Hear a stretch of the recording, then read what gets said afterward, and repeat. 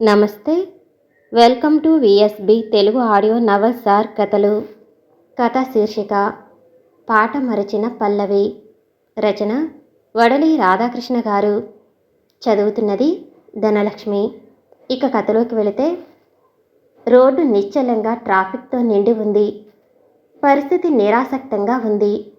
అంతటి ట్రాఫిక్లోనూ జామింగ్ అనే సంగతిని మరిచిపోయి ముందుకు పరుగులు తీస్తూనే ఉంది కారు. నిజానికి కారులో కూర్చున్న వారికి వారి వారి ధోరణులను బట్టి ఆలోచనలు ముందుకు కొనసాగుతున్నాయి. చెప్పాలంటే ఇప్పుడు కారులో ముభావం రాజ్యం ఏలుతుంది. ఎవరికి వారు పక్కనున్న వారిని పలకరించటానికి సాహసించటం లేదు. కళ్ళు మూసుకున్నవారు, కళ్ళు తెరిచి ఆదమరిచి రోడ్డు మీదే దృష్టి సారిస్తున్నవారు, వేదనతో ఆ పైన రోదనతో అందరూ తన్నుకొస్తున్న దుఃఖాన్ని అదుపు చేసుకోలేకుండానే ఉన్నారు. టైమ్ ఆఫ్ డిపార్చర్ ఎంత సార్? డ్రైవర్ అడుగుతున్నాడు. 3:50 సమాధానం ఇస్తున్నాడే కానీ రఘురాం తమాయించుకోలేకపోతున్నాడు. చాలా అదృష్టం. ట్రాఫిక్ జాములో ఇరుక్కుని ఉంటే ఎయిర్పోర్ట్కి చేరుకోవటానికి టైం అస్సలు సరిపోయేది కాదు. అరగంటలో చేరిపోతాము. ఆ పైన గంట టైం ఉంటుంది. ఈలోగా రోడ్డు క్లియర్గా ఉండాలి కదా. ఉంటుందండి, అన్నీ ఆవిడ చూసుకుంటుంది, విష్ణుమూర్తి యథాలాపంగా అంటున్నాడు. నిస్తేజం నుండి బయటపడి ఒక్కొక్కరు నెమ్మదిగా నోరు విప్పుతున్నారు. ఆడపడుచు అఖిల మాత్రం అరుదైన అభద్రతా భావనను అనుభవిస్తుంది. వాసంతి అంతరంగ మటుకు ఎదురుగా కనిపిస్తున్న వెడల్పాటి రోడ్డులాగా విస్తరించి ఉంది.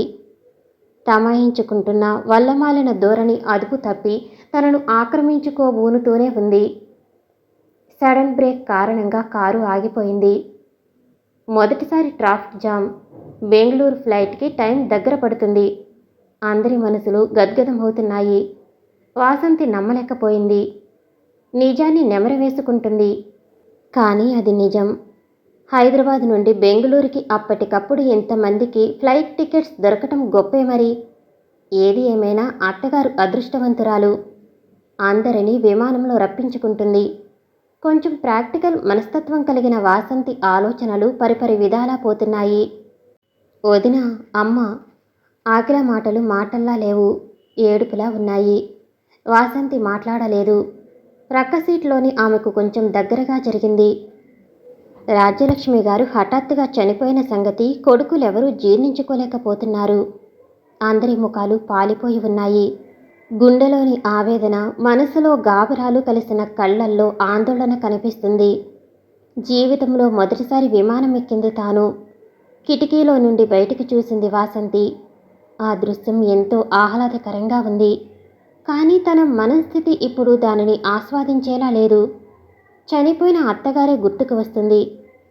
హైదరాబాదులో విషయం తెలిసిన వెంటనే తండ్రికి ఫోన్ చేసి చెప్పింది. అప్పటి నుండి అమ్మా నాన్నలు అదే పనిగా ఫోన్లు చేసి వివరాలు తెలుసుకుంటూనే ఉన్నారు. విమానంలో సెల్ ఫోన్ సిగ్నల్స్ దొరకటం లేదు. కానీ వారి నుండి ఫోన్ కాల్స్ వస్తున్న సంగతిని వాసంతి గ్రహిస్తూనే ఉంది. ఆమె ఆతృత పడుతూనే ఉంది. ఓ విధమైన అనిశ్చితిని అనుభవిస్తుంది. అది అత్తగారు లోకం విడిచి వెళ్ళిపోయిందన్న దానికన్నా అతీతమైన ఆలోచనలు ఆమెను చుట్టుముడుతూనే ఉన్నాయి. అవును, తాను రఘురాంను వివాహం చేసుకున్న తర్వాత భర్తతో చాలాసార్లు చెప్పి చూసింది కూడా. మీ నాన్నదేమీ లేదు, పెత్తనమంతా మీ అమ్మగారిదే. ఆవిడకు అఖిల మీదున్న ప్రేమ కొడుకుల మీద ఉండదు. ఉండకపోవటమేమిటి? నాన్న ఉద్యోగం అంటూ ఊరూరా తిరిగితే మా అందరికీ చదువులు చెప్పించి ప్రయోజకుల్ని చేసింది అమ్మ కదా. దాన్ని కాదనేదెవరు? అది కన్నవారి బాధ్యత. ఈ విషయంలో మా అమ్మను వేలెత్తి చూపటానికి అర్హత లేదు ఎవరికి. కొంచెం కటువుగానే రఘురాం సలహా చెప్పేవాడు. వేలెత్తి చూపడాలు, ఎలుగెత్తి చాటడాలు ఏమీ లేవు. ఆవిడ దృష్టిలో కొడుకులు ఎవరు తన పిల్లలు కాదనుకుంటాను. ఉన్నదంతా ఊడ్చేసి కూతురుకు దోచిపెట్టేస్తుంది మహాతల్లి. అఖిల చచ్చి బ్రతికింది. భర్తకు ఉద్యోగం లేదు, పైగా 2 పిల్లలు. అయినా ఇవ్వటానికి ఆవిడ దగ్గర ఏమాత్రం ఎస్టేట్లు ఉన్నాయి కనుక. మా నాన్న ప్రైవేట్ స్కూలు టీచర్ అయితేను. అదే నేను అడిగేది. అఖిల చచ్చి బ్రతికింది, మిగతా వాళ్ళు బ్రతికి చావాలనా? కొడుకులు ఎలా పోయినా సరే కూతురుకు లోటు చేయదు. పైగా ఉన్న పాడు కొంపలో కూతురుకు వాటా వేస్తుందట. మీ తాతయ్య ఇచ్చిపోయిన 3 ఎకరాల పొలంలో అఖిలకు వాటా ఇస్తుందట. ఇస్తే ఇవ్వని, అది మా అమ్మా నాన్నల నిర్ణయం. కాదనటానికి మనం బాగానే బ్రతుకుతున్నాం కదా.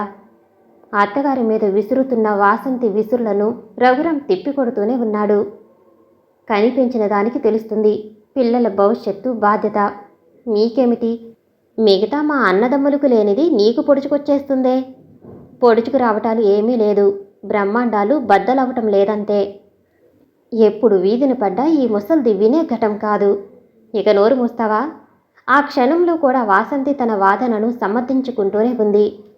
నూకలు చెల్లి వెళ్ళిపోయిన వాళ్లను ఆడిపోసుకోకూడదంటారు. అయినా తానేమీ ఆడిపోసుకోవటం లేదు.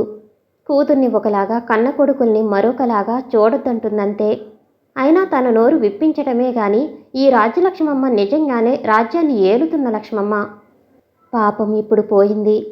ఉదయాన్నే నలతగా ఉందన్న కారణం వల్ల అచ్యుతే అమ్మను హాస్పిటల్కి తీసుకెళ్లాడు. అతని భార్య మల్లేశ్వరి అత్తగారిని అంటిపెట్టుకునే ఉంది.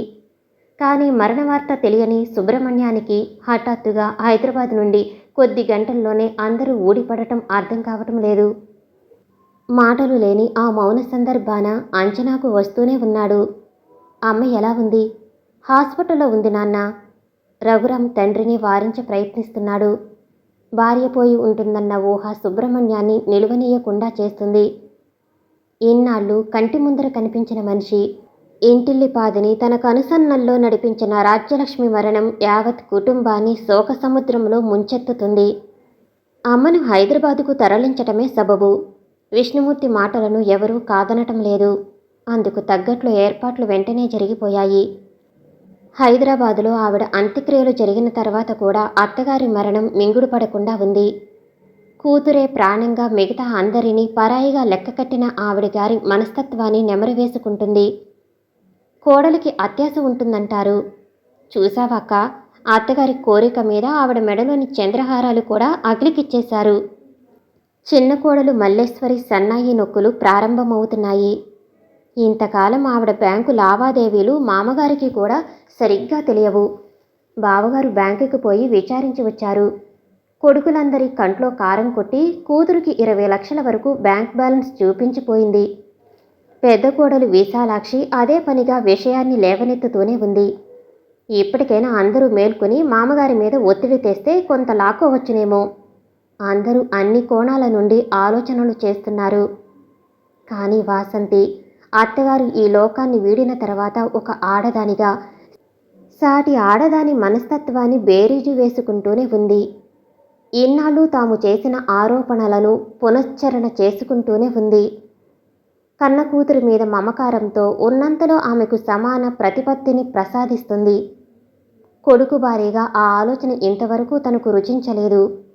కానీ ఉద్యోగ స్థిరత్వం లేని అల్లుడి కారణంగా ఆమెను వెనకేసుకు రావటం సమర్థనీయంగా అనిపిస్తుంది ఇప్పుడు. ఇంట్లో కొడుకులు 3 ఉద్యోగాలు చేసుకుంటూ తమ కాళ్ళ మీద తాము నిలబడుతున్నారు. ఆ కోణంలోంచి చూసినప్పుడు అత్తగారి ధోరణి సహేతుకంగా అనిపిస్తుంది. ఎన్నాళ్ళు ఏదోలా ఆలోచించి ఆవిడను చాటుగా ఆడిపోసుకుంటున్న ఏ కోడల్ని ఆవిడ కష్టపెట్టిన దాఖలాలు ఏమీ లేవు. ఆనాటి తరంలోనే ఆధునిక భావాలను సంతరించుకున్న ఆడదానిగా కొడుకుల్ని గుడ్డిగా వెనకేసుకురాకుండా ప్రతి దాంట్లోనూ కూతురుకు సమాన ప్రాతినిధ్యం కల్పించగలిగింది. ఏమాత్రం లింగ వివక్షను పాటించకుండా పుట్టిన సంతానాన్ని సందర్భానుసారంగా ఆదరించగలిగింది.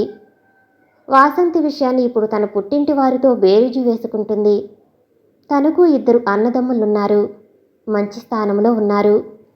మెట్టినింటి వారితో సరిపోల్చుకుంటే తన పుట్టింటి వారు మంచి స్థితిపరులు కూడాను. అటువంటిది అత్తారింట తమ ఆర్థిక స్థితిగతులు అంత ప్రోత్సాహకరంగా లేకపోయినా తన పుట్టింటి వారు తన గురించి ఆలోచించింది ఏమీ లేదు. తన బాగోగుల్ని పట్టించుకున్నది లేదు. కానీ అత్తగారు కూతుర్ని పువ్వుల్లో పెట్టి చూసుకుంది. ఈ ఊహ వాసంతిని ఉక్కిరిబిక్కిరి చేస్తుంది. తండ్రి తన అన్నదమ్ములిద్దరికీ మంచి ఖరీదైన ఫ్లాట్లు ఏర్పాటు చేశాడు. బ్యాంక్ బ్యాలెన్స్ కూడా బాగానే చూపించాడు. వాళ్ళు ఈనాడు మంచి ఖరీదైన కార్లలో తిరుగుతున్నారు. శాస్త్రీయ పద్ధతిలో వాస్తవాన్ని విశ్లేషించుకున్నప్పుడు రాజ్యలక్ష్మి గారిది నిర్వాకంగా తోచటం లేదిప్పుడు. పిల్లలందరి పట్ల సమతుల్యతను పాటించగలిగిన అరుదైన సమదృష్టి కనిపిస్తుంది. ఇన్నాళ్ళు కంటి ముందర కదలాడుతున్న వ్యక్తి పట్ల అవివేకంతో తీవ్రమైన ఆరోపణలు చేసింది. కానీ ఒక ఆడదానిగా ఆలోచించినప్పుడు అనేకమైన ఔన్నత్యాలు, అనివార్యతలు తేటతెల్లమై తనలో తిష్టవేసిన అవివేక ఛాయలు పటాపంచలవుతున్నాయి. అత్తగారు వెళ్ళిపోయి 3 నెలలైపోయింది. క్రమంగా వాసంతి స్థిమితపడుతుంది. బాధ్యతతో ఆలోచిస్తుంది. సూత్రబద్ధంగా వ్యవహరిస్తుంది. తాను ఈ తరం ఆడది. మొదటి నుండి తన ఆలోచనలన్నీ ప్రగతిశీలకంగానూ వివేకవంతంగానూ ఉంటాయి. ఆ కోణం నుంచే ఒకే కడుపున పుట్టిన అన్నదమ్ములకు తనకు మధ్య వ్యత్యాసమేమిటన్న విషయాన్ని తన అమ్మానాన్నల ముందుంచటానికి సమాయత్తమవుతుంది. ఎప్పుడో ఏడాదికి ఒకసారి పుట్టింటికి పిలిచి చిటికెడు పసుపు, కుంకుమ, 500 రూపాయల చీర పెట్టేసి చేతులు దులుపుకోవటంలోని ఆంతర్యాన్ని ప్రశ్నించటానికి ముందుకు కదులుతుంది. అత్తగారిలా తన అమ్మ కూడా కూతురి మీద ఆకాంక్షలు పెంచుకోవాలని తాను ఆశిస్తుందిప్పుడు. వాళ్ళు పెద్దగా స్పందించకపోయినా తాను ప్రశ్నిస్తుంది. ఆనక నిలదీస్తుంది కూడాను. అది తన నైజం. దానికి ఎదురుండదు. ఈ విషయాన్ని భర్తతో చర్చించటానికి నిర్ణయించుకుంది. రఘురాం తన మాట కాదనడన్న నమ్మకముంది తనకు. అత్త రాజ్యలక్ష్మమ్మ గారి విస్తృతమైన ఆలోచనలు మనసులో తదేకంగా కదలాడుతుంటే ఒక సద్భావన మాటు చైతన్య ప్రభతో భర్తతో చర్చించటానికి అటుగా అడుగులు వేస్తుంది వాసంతి. సమాప్తం. నేను వినిపించే ఆడియో కథలు, నవల్స్ మీకు నచ్చినట్లయితే మరిన్ని కథల కోసం షేర్ చేసి, లైక్ చేసి, సబ్స్క్రైబ్ చేసుకోండి. Thank you for watching.